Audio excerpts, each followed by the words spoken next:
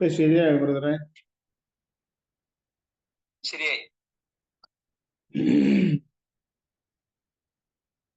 Israel ജനങ്ങളുടെ ഫറവോന്റെ വിചാരന്മാർ മുഖാന്തരം ഇസ്രായേൽ ജനം അനുഭവിക്കുന്ന കഷ്ടതകൾ നിമിത്തം അവർ നെടുവേർപ്പിട്ട് നിലവിളിക്കുന്നതും അവരുടെ കഷ്ടത ദൈവം കണ്ടു, അവരുടെ നിലവിളി ദൈവം കേട്ടു. അവരെ രക്ഷിപ്പാൻ ദൈവം മോശ മുഖാന്തരം പ്ലാൻ ചെയ്യുന്നു. മോശ അതിനുവേണ്ടി ദൈവം വിളിക്കുന്നു, നിയോഗിക്കുന്നു. അപ്പോൾ മോശ തനിക്കതിന് കഴിവില്ല എന്ന ഒഴിവ് ദൈവത്തോട് പറയുന്നതാണ് 1-ാം അധ്യായത്തിന്റെ 11-ാമത്തെ വാക്യത്തിൽ നമ്മൾ കഴിഞ്ഞ ദിവസം കണ്ടത്.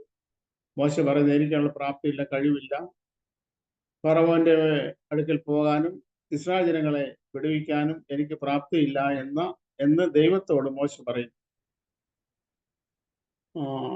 നമ്മൾ ഇങ്ങനെ ഒരു കാര്യം കണ്ടു. ഒരു 40 വർഷം മുൻപാണെങ്കിൽ തീർച്ചയായിട്ടും മോശ ദൈവം പറയാതെ തന്നെ എടുത്തു ചാടി ഇസ്രായേൽ മക്കളെ വിടുവിക്കേണ്ടതിന് വേണ്ടി താൻ മുഖാന്തരം ഇസ്രായേലിന് വിടുതലുണ്ടാവും, രക്ഷയുണ്ടാവും എന്നുള്ള നിഗമനത്തിൽ 40 വർഷം മുൻപ് മോശ ഒരു മിസ്രൈമിനെ അടിച്ചു വന്ന കാര്യം നാം വിസ്മരിച്ചിട്ടില്ലല്ലോ. അപ്പോ അങ്ങനെ ഇസ്രായേൽ ജനത്തെ മിസ്രൈമിൽ വിടുവിക്കാം എന്നുള്ള ധാരണയിലായിരുന്നു മോശ. എന്നാൽ 40 വർഷത്തിന് ശേഷം ഒരു തകർക്കപ്പെട്ട മോശയാണ് നമ്മൾ തകർന്ന മോശ. എന്ന് വെച്ചാല് എല്ലാ സമയത്തും നമ്മൾ ദൈവത്തിന് പകരം പരിശോധിക്കുമ്പോൾ ഒരു കാര്യം കാണാം. എനിക്ക് കഴിവുണ്ട്, എനിക്ക് പറ്റും, എനിക്കത് പാപത്തെ ജയിക്കാൻ കഴിയും, ദൈവേഷ്ടപ്രകാരം ജീവിക്കാൻ കഴിയും എന്ന് ഒരാള് മനസ്സിൽ ഉറയ്ക്കുന്ന പക്ഷം ആ ആൾക്ക് അത് കഴിയത്തില്ല എന്നുള്ള സത്യമാണ് നാം ദൈവത്തിന്റെ മനസ്സിൽ നിന്ന് ഗ്രഹിക്കാൻ കഴിയുന്നത്. കാരണം അതിന്റെ തെളിവ്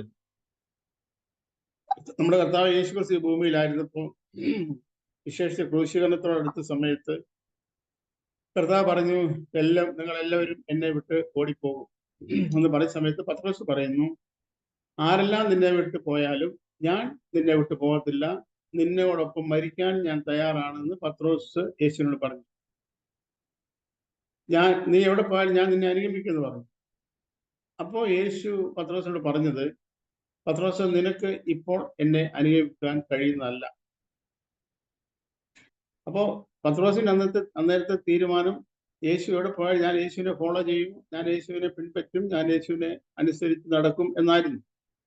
പക്ഷേ ആ സമയത്ത് യേശുവിന് പത്രോസിന്റെ ഹൃദയത്തെ അറിയാവുന്നത് കൊണ്ട് സകല മനുഷ്യരുടെ ഹൃദയങ്ങളെ ശോധന ചെയ്യുന്ന കർത്താവ് ആ ഹൃദയത്തിൽ നിന്ന് പറഞ്ഞത് വളരെ കൃത്യമായിട്ട്, വളരെ യേശുവിനെ പറ്റിക്കാൻ വേണ്ടിയോ അതിനൊന്നുമല്ല, വളരെ ആത്മാർത്ഥമായിട്ട് തന്നെ പത്രോസ് പറഞ്ഞു. പക്ഷെ യേശുവിന് ഒരു കാര്യം അറിയാം, അങ്ങനത്തെ ആ അവസ്ഥയിൽ യേശുവിനെ പിൻപറ്റാൻ കഴിയുന്നത്.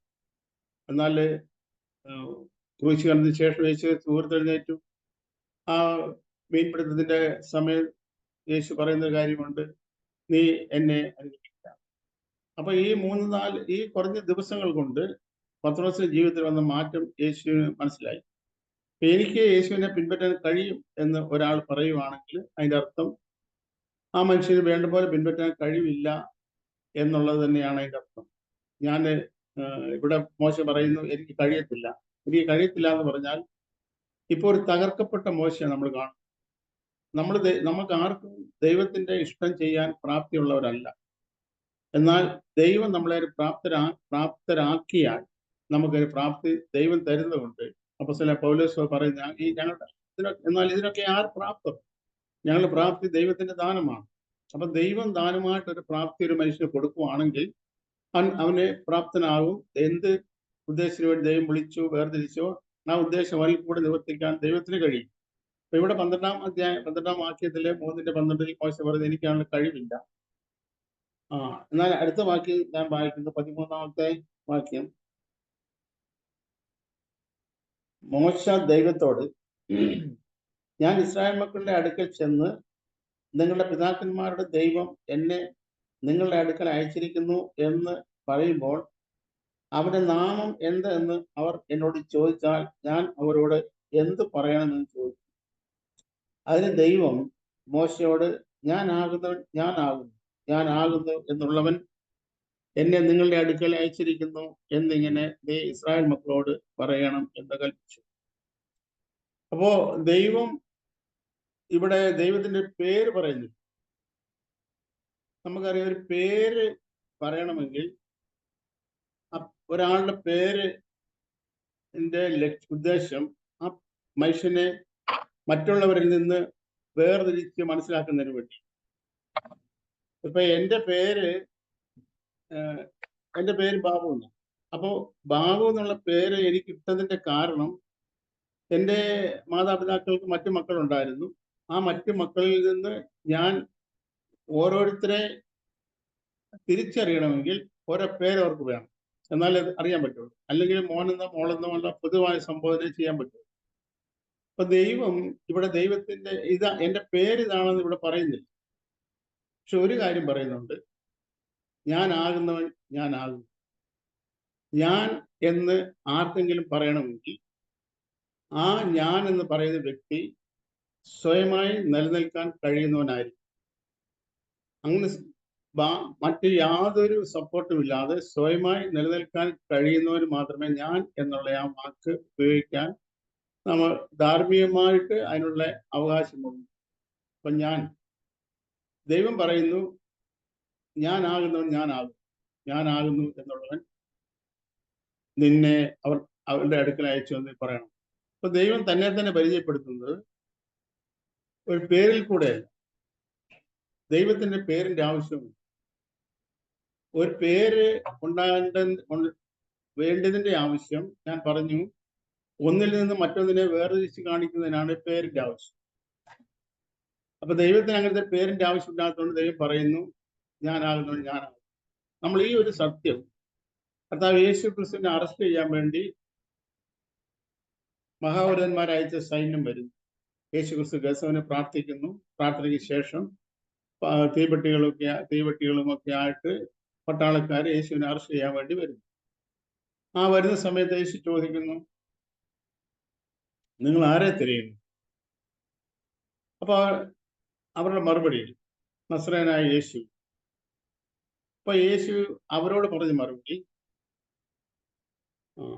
ഞാൻ ആകുന്നു എന്ന് പറഞ്ഞു. ഞാനാകുന്നു.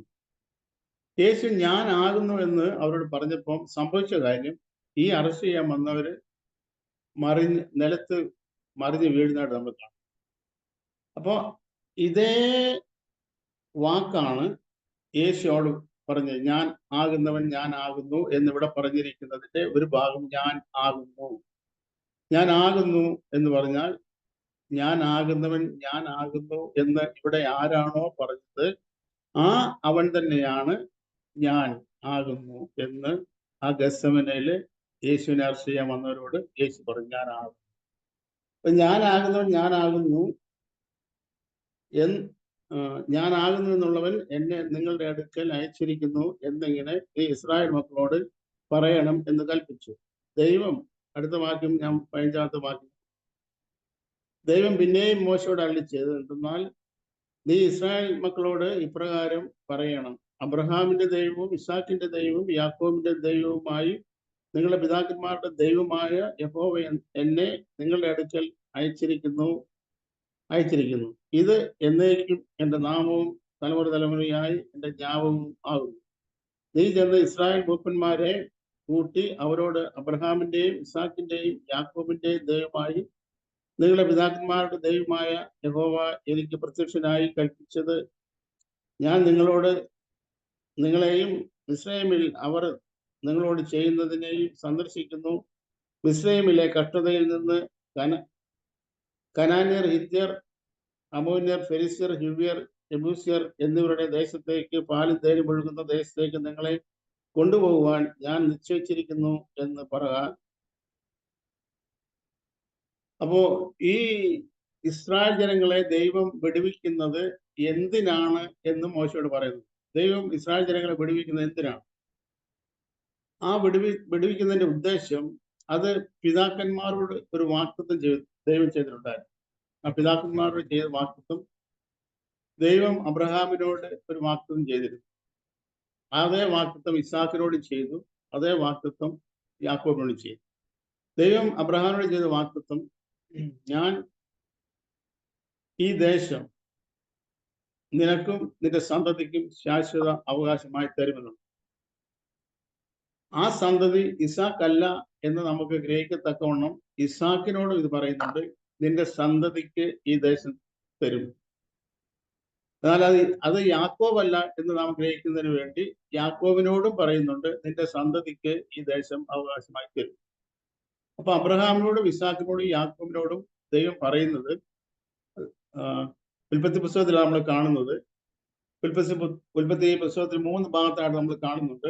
26-ന്റെ 3-ാം അധ്യായത്തിൽ ഇസാക്കിനോട് ചെയ്യുന്നതും 28-ന്റെ 13-14 വാക്യത്തിൽ യാക്കോബിനോട് ചെയ്യുന്നതും ഉൽപ്പത്തി 15-ന്റെ 18-ൽ അബ്രഹാമിനോട് ദൈവം ചെയ്യുന്നതുമായ ഈ വാക്തത്വം നമ്മൾ 3 പ്രാവശ്യം ഉൽപ്പത്തി പുസ്തകത്തിൽ 3 പേരോടും ഈ ഇതേ വാക്തത്വം ആവർത്തിക്കുന്നത് നമ്മൾ കാണും. അപ്പൊ ഞാൻ പറഞ്ഞതിന്റെ ഒരു കാരണം, അബ്രഹാമിന് വാക്തത്വം ലഭിച്ച അബ്രഹാമിന്റെ സന്തതി ഇസാക്കാണെന്ന് പെട്ടെന്ന് പറയുന്ന അനേക ദൈവമക്കളെ ദൈവവിശ്വാസികളുണ്ട്, ദൈവമക്കൾ. എന്നാൽ അത് ശരിയല്ല എന്നുള്ള പറയുന്നതിന് വേണ്ടിയാണ് ഈ സന്തതി എന്ന് പറയുന്നത് ഇസാക്കല്ല, അത് യാക്കോബുമല്ല എന്ന് ഗ്രഹിക്കുന്നതിന് വേണ്ടിയാണ് ഇത് പറഞ്ഞത്. പിന്നെ ആരാണ് എന്ന് നമ്മൾ അറിയണമെങ്കിൽ ഗലാത്യലേഖനം 1-ാം അധ്യായത്തിന്റെ അവിടെ എഴുതിയിരിക്കുന്നു, എന്നാൽ അബ്രഹാമിനും അവന്റെ സന്തതിക്കും വാഗ്ദത്തങ്ങൾ ലഭിച്ചു, സന്തതികൾക്കും എന്ന് അനേകരെ കുറിച്ചല്ല ഏകനെ കുറിച്ച് അത്രേ പറയുന്നത് ക്രിസ്തു തന്നെ എന്ന് ഗലാത്യലേഖനം വായിക്കുന്നു. അത് മാത്രമല്ല, നമ്മള് ദൈവം ഇസ്രായേലിന് ന്യായപ്രമാണം കൊടുത്തത് എന്തിനാണ് എന്ന് നമ്മൾ പരിശോധിക്കുമ്പോൾ അവിടെ ഇങ്ങനെ എഴുതിയിരിക്കുന്നു, എന്നാൽ ന്യായപ്രമാണം എന്തിന്? അത് വാഗ്ദത്തം ലഭിച്ച സന്തതി വരുവോളം ലംഘനങ്ങൾ നിമിത്തം കൂട്ടിച്ചേർത്തതും മധ്യസ്ഥന്റെ കയ്യിൽ ഏൽപ്പിച്ചതുമാകുന്നു എന്ന് നമ്മൾ വായിക്കും. അപ്പം ന്യായപ്രമാണം എന്തിനായിരുന്നു എന്ന് ചോദിച്ചാൽ അത് വാഗ്ദത്തം ലഭിച്ച സന്തതി വരുവോളം. അപ്പോൾ ഈ വാഗ്ദത്തം ലഭിച്ച സന്തതി എന്ന് പറയുന്നത് അല്ലെങ്കിൽ കർത്താവ് യേശു ക്രിസ്തു വരുവോളം എന്നാണ് അതിന്റെ യഥാർത്ഥ നമുക്ക് ഗ്രഹിക്കാൻ കഴിയും. സത്യം അതാണെന്ന് ഗ്രഹിക്കാൻ കഴിയും. അപ്പൊ ഈ വാഗ്ദത്തം ലഭിച്ച സന്തതി എന്ന് പറയുന്നത് യേശു ക്രിസ്തു ആണ് എന്നുള്ളത് തെളിയിക്കാൻ വേണ്ടിയാണ് ഞാൻ ഈ 2 കാര്യങ്ങൾ പറഞ്ഞത്. അബ്രഹാമിനോടും ഇസാക്കിനോടും യാക്കോബിനോടും നിന്റെ സന്തതിക്ക് കൊടുക്കും എന്ന് പറഞ്ഞ ആ ദേശം, അത് ഇപ്പോൾ ഈ ഇസ്രായേൽ ജനങ്ങളെ മിസ്രൈമിൽ നിന്ന് വിടുവിച്ച് കൊണ്ടുപോകുമ്പോൾ ആ ദേശം എന്ന് പറയുന്നത്, അല്ലെങ്കിൽ ഇന്ന് ആ ദേശം എന്ന് പറയുന്നത്, അത് ആരും ഒരു മനുഷ്യരും ഇല്ലാത്ത ദേശമൊന്നുമല്ല. അവിടെ 7 ജാതികളുണ്ട്, 31 രാജാക്കന്മാരും ഈ അക്ഷരീയ കനാലിലുണ്ട്. അപ്പോൾ ഈ ഇസ്രായേൽ ജനങ്ങൾ മിസ്രൈമിൽ വിടുവിക്കപ്പെട്ട ഇസ്രായേൽ ജനം ഈ കനാൻ അവകാശമായി അവർക്ക് ലഭിക്കണമെങ്കിൽ ഈ 7 ജാതികളെയും ഇവർ കീഴ്പ്പെടുത്തേണ്ടത്, 31 രാജാക്കന്മാരെയും കീഴ്പ്പെടുത്തേണ്ടത്. അപ്പൊ ഈ 7 ജാതികളും 31 രാജാക്കന്മാരും ഭരിക്കുന്ന ഒരു സ്ഥലമാണ് ഈ കനാൻ എന്ന് പറയുന്നത്. എന്നാൽ അവിടേക്കാണ് ദൈവം ഈ അക്ഷരീയ ഇസ്രായേലിനെ വിടുവിച്ച് കൊണ്ടുപോകുന്നതും അത് അവർക്ക് പ്രോമിസ് ചെയ്ത സ്ഥലമായതുകൊണ്ട് അവിടേക്ക് അവരെ കൊണ്ടുപോവുക. അവിടെ കൊണ്ടുപോകുമ്പോൾ അവിടുത്തെ പ്രത്യേകത, അത് പാലും തേനും ഒഴുകുന്ന സ്ഥലമാണ്. പക്ഷെ ആ പാലും തേനും ഒഴുകുന്ന അവസ്ഥ അല്ലെങ്കിൽ ആ സ്ഥലം സ്വന്തം ആകണമെങ്കിൽ ഇവിടെയുള്ള ഈ 7 ജാതികളെയും കീഴ്പ്പെടുത്തേണ്ട ആവശ്യം. അങ്ങനെ 7 ജാതികളെയും 31 രാജാക്കന്മാരെയും കീഴ്പ്പെടുത്തിയാൽ മാത്രമേ ഈ കനാൻ അവർക്ക് ലഭിക്കത്തുള്ളായിരുന്നു. എന്നാൽ ആ കീഴ്പ്പെടുത്തേണ്ട ഉത്തരവാദിത്വം വിടുവിക്കപ്പെടുന്ന ഇസ്രായേലിന് ഉള്ളപ്പോൾ തന്നെ അവർക്ക് വേണ്ടി യുദ്ധം ചെയ്യാൻ എല്ലാ സമയത്തും ദൈവം തയ്യാറായി. നമ്മൾ ഒരു ഭാഗത്ത് ഇങ്ങനെ വായിക്കുന്നുണ്ട്, ഇസ്രായേലിന്റെ യുദ്ധങ്ങൾ മുഴുവനും ചെയ്തത് യഹോവയായ ദൈവം തന്നെയായി. അപ്പൊ ഈ ശത്രുക്കളെ കീഴടക്കി കൊടുക്കുന്നത് അവര് സ്വയം കീഴടക്കുകയാണ് എങ്കിൽ പോലും അതിനവർക്ക് പ്രാപ്തി കൊടുക്കുന്നത്, ബലം കൊടുക്കുന്നത്, ശക്തി കൊടുക്കുന്നത് അത്യുന്നതനായ ദൈവം തന്നെയായിരുന്നു. അപ്പൊ അങ്ങനെ ഈ ശത്രുക്കളെ കീഴടക്കിയാൽ മാത്രമേ ഈ പാലും തേനും ഒഴുകുന്ന അവസ്ഥ, അല്ലെങ്കിൽ ആ പാലും തേനും ഒഴുകുന്ന ആ രാജ്യം ഏത് മനുഷ്യ അക്ഷരീയ ഇസ്രായേലിൽ എന്ന പോലെ ഏത് മനുഷ്യനും ലഭ്യമാകും. പാലും തേനും ഒഴുകുന്ന രാജ്യം എന്ന് പറഞ്ഞാൽ, അല്ലെങ്കിൽ ഇന്ന് ആ രാജ്യം എന്ന് പറയുന്നത്, കർത്താവ് യേശു ക്രിസ്തു പീലാത്തോസിന്റെ മുമ്പിൽ വിസ്താരത്തിൽ നിൽക്കുമ്പോൾ പീലാത്തോസ് യേശുവിനോട് ചോദിക്കുന്നു, നീ രാജാവ് തന്നെ? യേശു ഒരു സങ്കോചം പറഞ്ഞില്ല. വാസ്തവത്തില് യേശുവിന്റെ ആ സമയത്തെ നിപ്പ് കണ്ടാൽ, യേശു പറഞ്ഞ ആൻസർ കേട്ടാൽ ചിരിക്കാത്ത ആരും കാണും. കാരണം തലയിൽ മുൾക്കിരീടം വെച്ച് മേല് മുഴുവൻ അടിച്ച് കീറി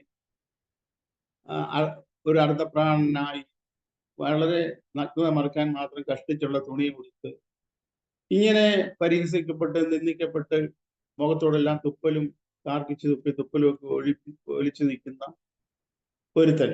എന്നാൽ ആ യേശുവിന്റെ മുമ്പിൽ പീലാത്തോസ് സർവ്വസൈന്യാധിപനായി എല്ലാ ഒരു രാജാവിന്റെ ലോകപ്രകാരം നോക്കുമ്പോൾ രാജാവിന് എന്തെല്ലാം വേണം, ഒരു ഭരണാധികാരിക്ക് എന്തെല്ലാം വേണം, എല്ലാ സെറ്റപ്പോടും കൂടെ പീലാത്തോസ് യേശുവിന്റെ മുമ്പിലിരിക്കുന്നു. ആ പീലാത്തോസ് യേശുവിനോട് ചോദിക്കും, നീ രാജാവാണ്? ഉടനെ യേശു ഒരു സങ്കോചം കൂടാ പറഞ്ഞു, അതെ ഞാൻ രാജാവ്. യേശു രാജാവ് തന്നെ പറഞ്ഞപ്പോ യേശു ഒരു കാര്യം കൂടെ സൂചിപ്പിച്ചിരുന്നു. അതായത് എന്റെ രാജ്യം ഐഹികമല്ല.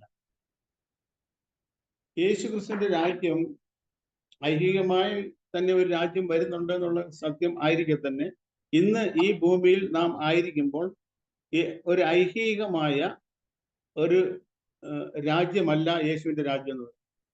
ഈ പാലും തേനും ഒഴുകുന്ന രാജ്യം എന്ന് പറയുന്നത് അന്ന് ഒരു ഐഹികമായ രാജ്യമായിരുന്നു. എന്നാൽ ഇന്ന് ഒരു ഐഹികമായ രാജ്യമല്ലത്.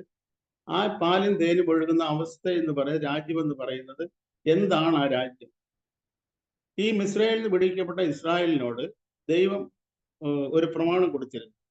ആ പ്രമാണം ഇതാണ്. മോശയുടെ ന്യായപ്രമാണം കൊടുത്തതിന് ശേഷം ദൈവം പറഞ്ഞ പ്രമാണം ഇതാണ്: നിങ്ങൾ മിസ്രയേലിലെ നടപ്പ് പോലെ ഇനി നടക്കരുത്. നിങ്ങൾ വിട്ടുപോകുന്ന മിസ്രയേലിലെ നടപ്പ് പോലെ നിങ്ങൾ ഇനി നടക്കരുത്. പിന്നെ രണ്ടാമത്തെ പ്രമാണം, നിങ്ങൾ ചെല്ലുന്ന കനാനിലെ മര്യാദ അനുസരിച്ച് നിങ്ങൾ നടക്കരുത്. അപ്പൊ വിട്ടുപോകുന്ന സ്ഥലത്തെ ജീവിത രീതി അനുസരിച്ച് നിങ്ങൾ ഇനി നടക്കരുത്. നിങ്ങൾ ചെല്ലാൻ പോകുന്ന കനാനിലെ നടപ്പ് പോലെ നിങ്ങൾ നടക്കരുത്. അപ്പൊ ഈ രണ്ട് നടപ്പിൽ നിന്നും വ്യത്യസ്തമായി മൂന്നാമതൊരു നടപ്പ് നിങ്ങൾക്ക് വേണം. അതെന്ത് നടപ്പാണ്? ആ നടപ്പ് എങ്ങനെ ആയിരിക്കണം എന്നുള്ളതാണ് ന്യായപ്രമാണത്തിൽ കൂടെ അവരോട് ദൈവം കൽപ്പിച്ചു. നിങ്ങൾ ആ പഴയ നടപ്പ് നടക്കരുത്. ഇനിയിപ്പം നിങ്ങൾ ഒരു പുതിയ സ്ഥലത്തോട്ട് അവിടുത്തെ നടപ്പ് നടക്കരുത്. നിങ്ങൾക്ക് നടക്കാനുള്ള വ്യവസ്ഥ, പ്രമാണം, നിങ്ങൾ എങ്ങനെ ജീവിക്കണം എന്നുള്ളത് പ്രമാണം, ഞാനൊരു പ്രമാണം നിങ്ങൾക്ക് തരണം. ഈ പ്രമാണപ്രകാരം വേണം നിങ്ങൾ ജീവിക്കാൻ. എങ്കിൽ മാത്രമേ നിങ്ങൾ ജീവിക്കൂ. നിങ്ങൾ ഇങ്ങനെ ഇതനുസരിച്ചാൽ മാത്രം നിങ്ങൾ ജീവിക്കും. ദൈവം ഇസ്രായേൽ ജനങ്ങളോട് മോശ മുഖാന്തരം അങ്ങനെ ആരും പറഞ്ഞു, നിങ്ങൾ പഴയ നടപ്പ് പോലെ നടക്കരുത്, നിങ്ങൾ ചെല്ലുന്ന സ്ഥലത്തെ നടപ്പ് പോലെ നടക്കരുത്. ഞാൻ നിങ്ങൾക്കൊരു പ്രമാണം തരുന്നുണ്ട്, ആ പ്രമാണം അനുസരിച്ച് നടക്കാൻ. ഇന്ന് നമുക്കറിയാം, നമ്മൾ വിട്ടുപോകുന്ന ആ പ്രമാണപ്രകാരം, അല്ലെങ്കിൽ നമുക്ക് ഒരു പ്രമാണം ഇല്ലാതായിരുന്നു ഒരു പക്ഷേ നമ്മൾ ജീവിച്ചിരുന്നത്, അല്ലെങ്കിൽ ഏതെങ്കിലുമൊക്കെ പ്രമാണം ഉണ്ടായിരുന്ന ചില സംഘടനകളിലായിരിക്കാം നമ്മൾ ജീവിച്ചിരുന്നത്. പക്ഷെ ആ പ്രമാണം പോലെ അല്ല നടക്കേണ്ടത്. നമ്മളെ ചുറ്റുപാടും കാണുന്ന പ്രമാണം പോലെയുമല്ല, വേറൊരു പ്രമാണമാണ് ദൈവം നമുക്ക് തന്നിരിക്കുന്നത്. ആ പ്രമാണം എന്താണ്? ആ പ്രമാണം ദൈവത്തിന്റെ പരിശുദ്ധാത്മാവിന്റെ പ്രമാണം. ആ പരിശുദ്ധാത്മാവിന്റെ പ്രമാണം നമ്മുടെ ഉള്ളിൽ ദൈവം തന്നിരിക്കുന്നു. ആ പരിശുദ്ധാത്മാവിനെ അനുസരിച്ച് നടക്കുന്ന പ്രമാണമാണ് പുതിയ നിയമ പ്രമാണം. ആ പ്രമാണമാണ് പാലും തേനും ഒഴുകുന്ന അവസ്ഥയിലേക്ക് നമ്മളെ നടത്തുന്നത്. യേശു ഈ ഭൂമിയിൽ ജീവിച്ചത് എല്ലാ സമയത്തും അങ്ങനെ തന്നെയായിരുന്നു. അല്ലെങ്കിൽ അത് ഒന്നും കൂടെ നമ്മൾ വിശദീകരിച്ച് പറഞ്ഞാൽ ഒന്നും കൂടെ നമുക്ക് മനസ്സിലാക്കാൻ കഴിയുന്നത്, യേശു ക്രിസ്തു എല്ലാ സമയത്തും ഈ ഭൂമിയിൽ ജീവിച്ചിരുന്നത് പിതാവിന്റെ ഇഷ്ടം എന്താണോ, പിതാവിന്റെ നിയമം എന്താണോ, പിതാവിന്റെ ആഗ്രഹം എന്താണോ, സ്വർഗസ്വനായ പിതാവിന്റെ ഇഷ്ടം മാത്രം അനുസരിച്ചാണ് ഈ ഭൂമിയിൽ ജീവിച്ചത്. അങ്ങനെ ജീവിച്ചിരുന്ന യേശുവിന്റെ ജീവിതത്തിൽ നമ്മൾ കർത്താവ് പ്രാർത്ഥന പഠിപ്പിച്ചല്ലോ: സ്വർഗസ്വനായ ഞങ്ങളുടെ പിതാവേ, നിന്റെ നാമം വിശദീകരിക്കപ്പെടണം, നിന്റെ രാജ്യം വരണം. അപ്പൊ ഈ യേശു ക്രിസ്തുവിൽ പിതാവായ ദൈവത്തിന്റെ രാജ്യം ഉണ്ടായിരുന്ന പോലെ തന്നെ ദൈവത്തിന്റെ രാജ്യം നമ്മുടെ ജീവിതത്തിൽ വരണമെങ്കിൽ, നമ്മുടെ ഹൃദയത്തിൽ വരണമെങ്കിൽ, നമ്മൾ ആ രാജ്യത്തിൽ ജീവിക്കണമെങ്കിൽ ദൈവത്തിന്റെ പരിശുദ്ധാത്മാവിനെ മാത്രം അനുസരിച്ച് ജീവിക്കുന്നവരായിരിക്കും. എങ്കിൽ മാത്രമേ നമ്മൾ ആ പ്രാർത്ഥന പോലെ സ്വർഗസ്വനായ പിതാവിന്റെ ഇഷ്ടം നമ്മുടെ ജീവിതത്തിൽ പ്രവർത്തിക്കുന്ന അവസ്ഥ നമ്മുടെ ജീവിതത്തിൽ ഉണ്ടാകുന്നത്. അതിന് നമ്മളെ തടസ്സപ്പെടുത്തുന്ന ശത്രുക്കൾ അന്ന് അക്ഷരീയമായ ശത്രുക്കളായിരുന്നു ഈ കനാനിൽ ഉണ്ടായിരുന്നു. ഈ കനാനിലെ നമ്മളറിയാലോ, യോശുവ അവരെ വിട്ടു നോക്കാൻ വേണ്ടി വിട്ടപ്പോൾ അവർ തിരിച്ചു വന്ന് 12 പേരിൽ 10 പേരും പറയുന്ന ഒരു കാര്യമുണ്ട്, നമുക്ക് പറ്റത്തില്ല. എന്താ കാരണം? അത് നമുക്ക് കീഴടക്കാൻ കഴിയത്തില്ല. കാരണം അവിടെ ഞങ്ങൾ അനാക്യ മല്ലന്മാരെയും കണ്ടു. വലിയ മല്ലൻ എന്ന് പറഞ്ഞാൽ എന്താ നമുക്ക് അറിയാം. ദാവീദ് ഗോലിയാത്തിന് മല്ലനായി. ഈ ഗോലിയാത്തിനെ അവിടെ എന്തൊരു ഡിസ്റ്റർബൻസ് ഉണ്ടല്ലോ, ആരോ മ്യൂട്ടാകാനും വല്ലതും ഉണ്ടോ?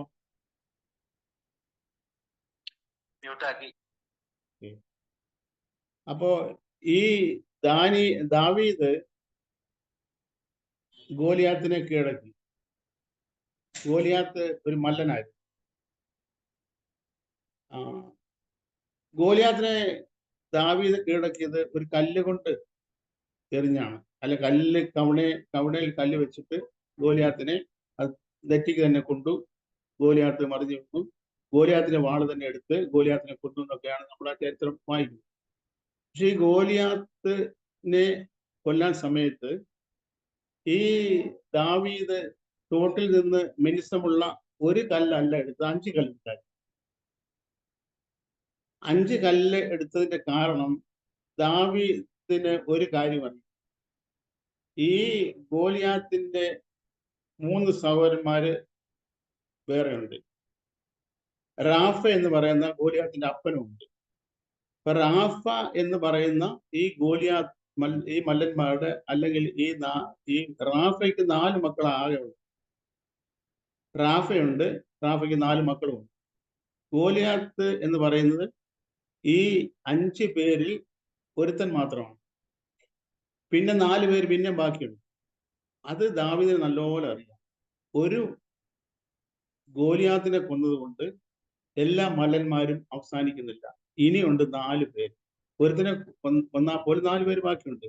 ആ 4 പേരെയും അവസരം കിട്ടുമ്പോൾ കൊല്ലാൻ വേണ്ടിയാണ് ദാവീദ് പിന്നെ ഒരു കല്ല് ഉപയോഗിച്ച് 4 കല്ല് ദാവീദിനെ ഉണ്ടായിരുന്നു.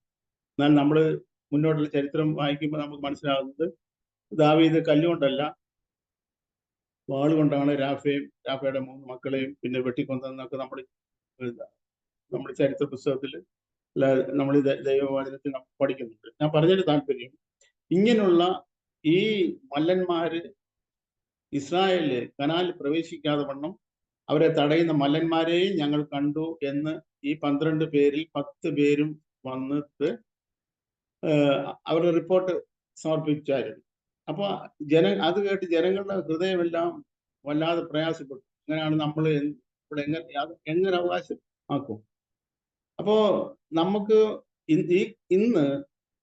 ഇന്ന് ഈ സംഭവം യഥാർത്ഥത്തിൽ പാപത്തിൽ നിന്നുള്ള വിടുതലും, പാപക്ഷമ മാത്രമല്ല, പാപത്തിൽ നിന്നുള്ള വിടുതലും ദൈവികമായ യേശു ക്രിസ്തുവിന്റെ സ്വഭാവം നമ്മുടെ ജീവിതത്തിൽ രൂപപ്പെടുന്നതും എങ്ങനെയാണ് എന്നുള്ളതിന്റെ ഒരു നിഴൽ ചിത്രമാണ് ഇതിൽ നിന്ന് നമുക്ക് ഗ്രഹിക്കാൻ കഴിയുന്നത്.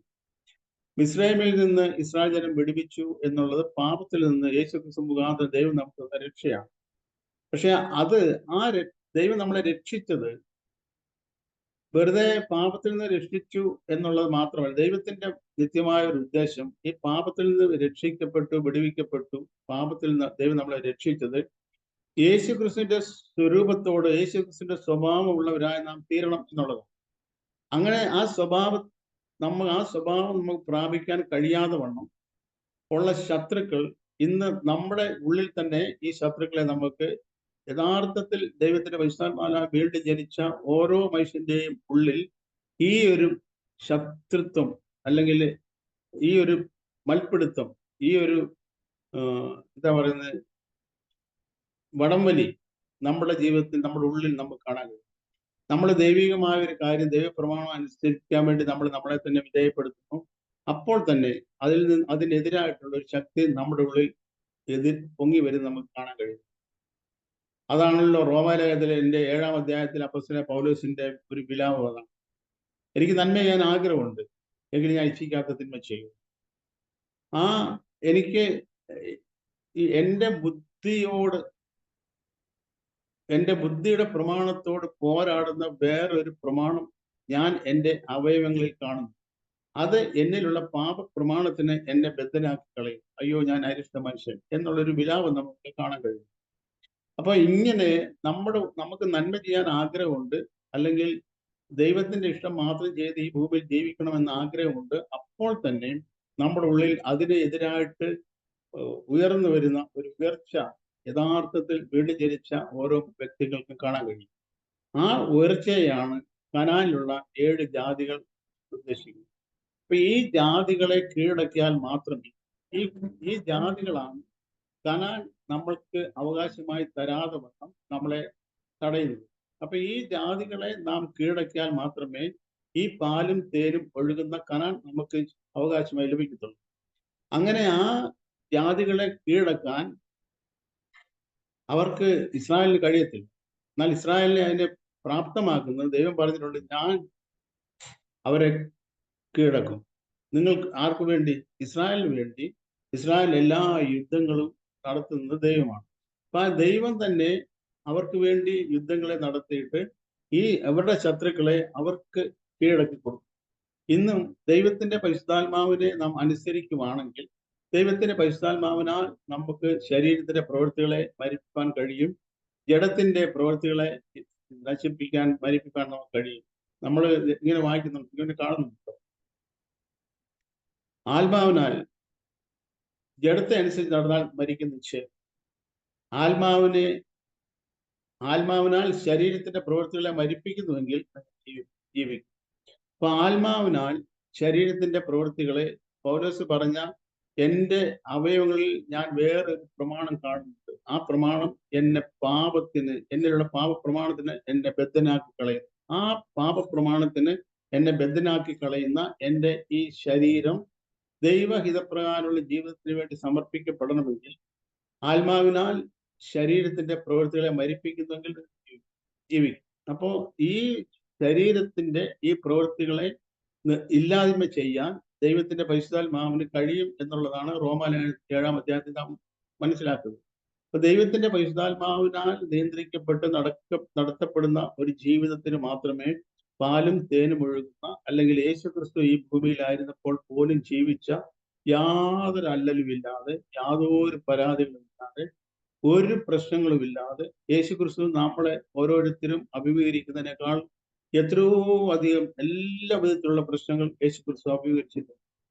യേശുക്രിസ്തു നമ്മളെ അനുഭവിക്കുന്ന എല്ലാ കഷ്ടങ്ങളിലൂടെയും എല്ലാ പ്രയാസങ്ങളിലൂടെയും ഒരു മനുഷ്യൻ ഈ ഭൂമിയിലായിരിക്കുമ്പോൾ എന്തെല്ലാം അനുഭവിക്കാൻ കഴിയുമോ ആ എല്ലാ അവസ്ഥകളിലൂടെയും യേശുക്രിസ്തു കടന്നു പോയിട്ടുണ്ട് എന്ന് എബ്രായത്തിൽ നമ്മൾക്ക് ആഗ്രഹിക്കാൻ കഴിയുന്നുണ്ട്. സകലത്തിലും നമുക്ക് തുല്യനായി പരീക്ഷിക്കപ്പെട്ടവനത്രേ എന്ന് ദൈവത്തിന്റെ വചനത്തിൽ എബ്രായത്തിൽ നമ്മൾ വായിക്കുന്നു. അപ്പൊ നമുക്ക് തുല്യനായി സകലത്തിലും പരീക്ഷിക്കപ്പെട്ടിട്ടും ഒരിക്കൽ പോലും പാപം ചെയ്യാതെ യേശുക്രിസ്തു ഈ ഭൂമിയിൽ നടന്നത്, യേശുക്രിസ്തു പിതാവിന്റെ ഇഷ്ടം മാത്രം ചെയ്തുകൊണ്ട് ഈ ഭൂമിയിൽ ജീവിക്കാൻ തന്നെ വിധേയപ്പെടുത്തി. അങ്ങനെ യേശുക്രിസ്തു നടന്നുകൊണ്ട് ജീവിച്ചത് കൊണ്ടാണ് യേശുക്രിസ്തുവിന്റെ സ്വഭാവം എന്ന് പറയുന്നത് ദൈവിക സ്വഭാവമായി തീർന്നതല്ല. ഒരു മനുഷ്യൻ എന്നുള്ള നിലയ്ക്ക് യേശുക്രിസ്തുവിന്റെ സ്വഭാവം നമുക്ക് ലഭ്യമാകണമെങ്കിൽ, യേശുക്രിസ്തു നടന്ന പോലെ ഈ ഭൂമിയിൽ നടക്കാൻ നമുക്ക് പ്രാപ്തനാകണമെങ്കിൽ ദൈവത്തിന്റെ പരിശുദ്ധാത്മാവിനെ നമ്മുടെ ഉള്ളിൽ പകർന്നിരിക്കുന്നതിന്റെ ഏറ്റവും പ്രഥമമായ പല ലക്ഷ്യങ്ങളിൽ, പല ആവശ്യങ്ങളിൽ ഒരു കാര്യം, ദൈവത്തിന്റെ പരിശുദ്ധാത്മാവിനെ അനുസരിച്ച് ജീവിക്കുന്നെങ്കിൽ മാത്രമേ ഈ പാലും തേനും ഒഴുകുന്ന അഥവാ യേശുക്രിസ്തുവിന്റെ സ്വഭാവം നമ്മുടെ ജീവിതത്തിൽ ഉരുത്തിരിയത്തുള്ളൂ, രൂപപ്പെടുത്തുള്ളൂ. അതിനെ തടയുന്ന 7 ജാതികൾ നമ്മളുടെ ഉള്ളിൽ തന്നെയാണുള്ളത്. 7 ജാതികൾ എന്ന് കനാലിൽ 7 ജാതികൾ ഉണ്ടായിരുന്നു. അക്ഷരീക ജാതികൾ മനുഷ്യരുടെ തന്നെയായിരുന്നത്. ഇന്ന് മനുഷ്യരാരും നമ്മുടെ ശത്രുക്കളല്ല. നമ്മുടെ ശത്രുക്കൾ നമ്മുടെ ഉള്ളിൽ തന്നെ ഉയരുന്ന ഉയർച്ചകളാണ്. അപ്പോസ്തലനായ പൗലോസ് അവസാന സമയത്ത് തിമോഥെയോസിന് ലേഖനം കത്തെഴുതും ഇങ്ങനെ എഴുതിയല്ലോ, ഞാൻ നല്ല പോർ പൊരുതി ഓട്ടം തികച്ച് വിശ്വാസം കാത്തു. പൗലോസ് പൊരുതിയത് പൗലോസിനോട് തന്നെ. പൗലോസ് കൂട്ടത്തിലുള്ളവരോടോ സഹവിശ്വാസികളോടോ തൻ്റെ ഒപ്പം യാത്ര ചെയ്യുന്നവരോടോ അല്ലെ അയൽവാസികളോടോ അല്ലെ അങ്ങനെ ആരോടുമല്ല. പൗലോസിന്റെ ഉള്ളിൽ എപ്പോഴും ഒരു പോരുണ്ടായിരുന്നു, ഒരു യുദ്ധമുണ്ടായിരുന്നു. അത് ഒരിക്കലും അവസാനിക്കാത്ത യുദ്ധമാണ്. മരണം വരെ ആ യുദ്ധമുണ്ടാകും. നമ്മൾ ജ്ഞാനികൾ ജ്ഞാനിയായി ശലോമോൻ തൻ്റെ സ്വപ്രസംഗിൽ ഇങ്ങനെ ഒരു വാക്യം എഴുതിയിരിക്കുന്നു. അനേക വാക്യങ്ങൾ ഒരു വാക്യം ഇങ്ങനെ എഴുതി: യുദ്ധ ദിവസത്തിൽ സേനാ വിമോചനം. യുദ്ധ ദിവസത്തിൽ സേനാ വിമോചനം ഇല്ല എന്ന് പറയുമ്പോൾ, യുദ്ധം കൊടുമ്പിരിക്കൊണ്ട് നടക്കുന്ന സമയത്ത് ഒരു പട്ടാളക്കാരൻ അവന്റെ മേലുദ്യോഗസ്ഥനോട് പോയി ചോദിക്കുവാണ്, എനിക്ക് പിന്നെ വീട്ടില് അപ്പന് നല്ല സുഖമില്ല, അല്ലെ മോക്ക് സുഖമില്ല, അല്ലെ ഭാര്യയ്ക്ക് നല്ല സുഖമില്ല, എനിക്ക് 10 ദിവസം ലീവ് തരണം എന്ന് പറഞ്ഞാൽ ഒരു കാരണവശാലും കൊടുക്കത്തില്ല. എന്താ കാരണം? യുദ്ധം കൊടുമ്പിരിക്കൊണ്ട് നടക്കും. ആ സമയത്ത് പട്ടാളക്കാർക്ക് അവധി കൊടുക്കത്തില്ല. അതാണ് ശലോമോൻ എഴുതി, യുദ്ധ ദിവസത്തിൽ സേനാ വിമോചനമില്ല. നാം എല്ലാവരും എല്ലാ സമയത്തും 24 മണിക്കൂറും നമ്മുടെ ജീവിതത്തിന്റെ എല്ലാ നാളുകളിലും നാം ഒരു പോർക്കളത്തിലാണ്, യുദ്ധത്തിലാണ് ഏർപ്പെട്ടിരിക്കുന്നത്. കനാനിൽ നമ്മളെ പ്രവേശിപ്പിക്കാതെ വണ്ണം തടയുന്ന ജാതികളുമായിട്ട് നമ്മളൊരു യുദ്ധത്തിലാണ്. ആ യുദ്ധത്തിൽ നിന്ന് ഒരിക്കലും നമുക്ക് സേനാ വിമോചനമില്ല എന്ന് ശലോമോൻ എഴുതിയിരിക്കുന്ന പോലെ തന്നെ ഒരു നിമിഷം പോലും നമുക്ക് മാറി നിന്നാൽ ഈ യുദ്ധത്തിൽ നാം പരാജയപ്പെടും, അല്ലെ ഈ ശത്രു നമ്മളെ കീഴ്പ്പെടുത്തും. അതുകൊണ്ട് സദാസമയം ഒരു ദിവസം 24 മണിക്കൂറും 7 ദിവസവും 365 ദിവസവും നാം ജാഗരൂകരായി ഈ യുദ്ധത്തിൽ ഏർപ്പെട്ടെങ്കിൽ മാത്രമേ ഈ കനാൻ നമുക്ക് അവകാശമായി ലഭിക്കാൻ കഴിയും. ഇസ്രായേലിൽ നിന്ന് ദൈവം ഇസ്രായേലിനെ വെടിവെച്ചത് പിതാക്കന്മാരോട് വാഗ്ദത്തം ചെയ്ത ഈ പാലും തേരും ഒഴുകുന്ന ദേശം അവകാശമാക്കി കൊടുക്കാൻ വേണ്ടിയായിരുന്നു. ഇന്ന് ദൈവം നമ്മളെയും വിളിച്ചിരിക്കുന്നു. ഈ ഭൂമിയിൽ ഏതെങ്കിലും നമ്മുടെ സുഖ സൗകര്യങ്ങളുടെ വർധനവിന് വേണ്ടി ആണ് എന്നുള്ള പ്രസംഗം ഈ ലോകമെമ്പാട് കൊട്ടിഘോഷിക്കുമ്പോൾ നാം ഒരു സത്യം ഗ്രഹിക്കുന്നത് നമുക്കറിയാം എങ്കിൽ പോലും ഒരിക്കലും ദൈവം യേശുക്രിസ്തു മുഖാന്തരം ഒരു മനുഷ്യനെ പോലും ഈ ലോകത്തിലെ ഭൗതിക സാഹചര്യങ്ങളുടെ വർധനവിന് വേണ്ടി ദൈവം ഇന്ന് വരെ വിളിച്ചിട്ടില്ല, വിളിക്കത്തുമില്ല. നേരെ മറിച്ച് ദൈവം വിളിച്ചിരിക്കുന്നത് യേശുക്രിസ്തുവിനെ പോലായി തീരാൻ വേണ്ടിയാണ്. അതുകൊണ്ട് നാമും ഇങ്ങനെ യുദ്ധത്തിൽ ആയിരിക്കാം.